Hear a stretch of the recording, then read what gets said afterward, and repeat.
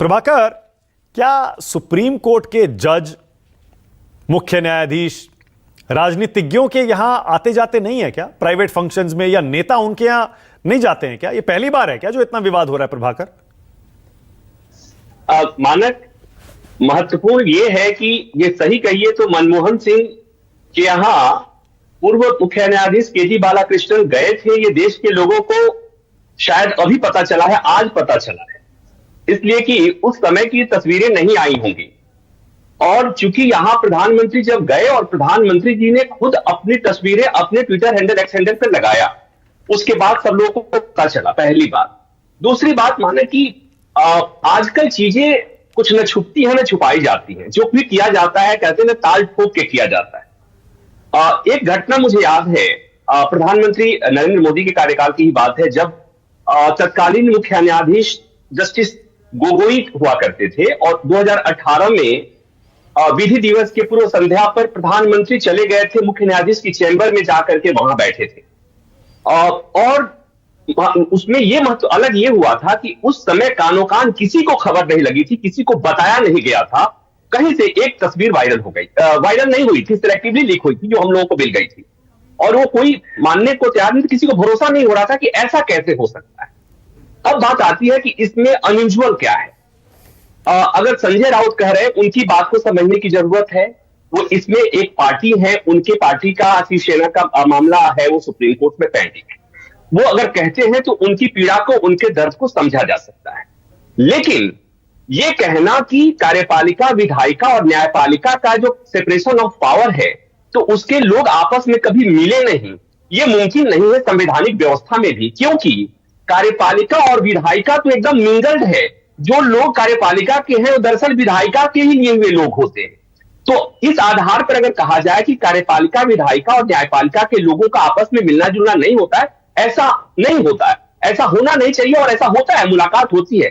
लेकिन मानक, एक जो बेसिक सवाल है, जो हम न्यायिक सिद्धांत पे कहते हैं कि न्याय केवल होते हुए नहीं दिखना चाहिए, न्याय होते हुए भी दिखना चाहिए।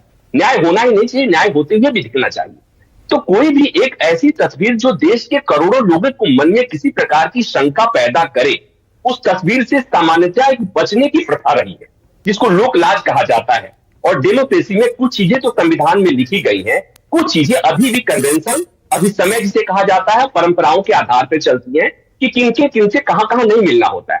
मसलन प्रधानमंत्री और मुख्य न्यायाधीश की मुलाकात नहीं होती है, ऐसा तो है नहीं। अभी 31 दिसंबर को जब देश भर के जो लोअर जुडिशरी के जजेज आए थे, जजेज कॉन्फ्रेंस हुआ था, उसमें प्रधानमंत्री और मुख्य न्यायाधीश की घंटों मुलाकात हुई थी, कैमरे के सामने हुई थी, सब लोगों ने देखा था।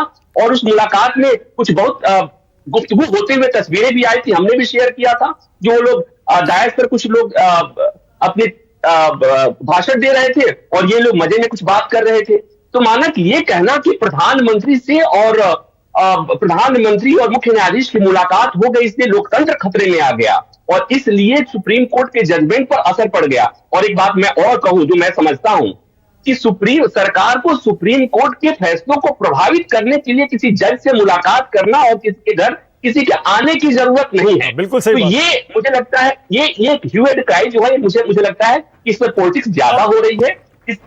अब इसका दूसरा पहलू देखिए प्रभाकर, अगर प्रधानमंत्री चीफ जस्टिस के घर जाते हैं, बवाल हो जाता है। वहीं दूसरी तरफ कपिल सिब्बल और अभिषेक मनु सिंघवी, जो कि कांग्रेस के इतने कद्दावर, दशकों से पुराने नेता, किस किस पद पर नहीं रहे, केंद्रीय मंत्री भी रहे।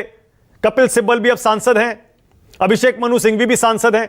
वो तो चीफ जस्टिस से, सारे जजों से, उनके चेंबर में, कोर्ट में, वकीलों के फंक्शंस में मिलते रहते हैं। तो आपत्ति तो बीजेपी को इस पर भी हो सकती है मानक, लेकिन इसको ऐसे समझने की जरूरत है। कपिल सिब्बल, अभिषेक मनु सिंघवी की मुलाकात और प्रधानमंत्री और मुख्य न्यायाधीश की मुलाकात, इसको ऐसे समझिए। हमारे देश की एक बड़ी आबादी जो है, वो जो सुप्रीम कोर्ट को एक मंदिर की तरह समझती है, और उसे लगता है कि अगर ये मुलाकात हुई है तो इसके मायने लोग ढूंढने की कोशिश करते हैं। सोशल मीडिया का जमाना है, तो उसमें जो लोग अर्थ निकालने की कोशिश करते हैं, उस अर्थ निकालने में अनर्थ भी हो रहा है। तो मुझे लगता है कि सामान्यतः एक लोक लाज, लोक लिहाज के चलते ऐसी तस्वीरों से बचा जाना चाहिए था।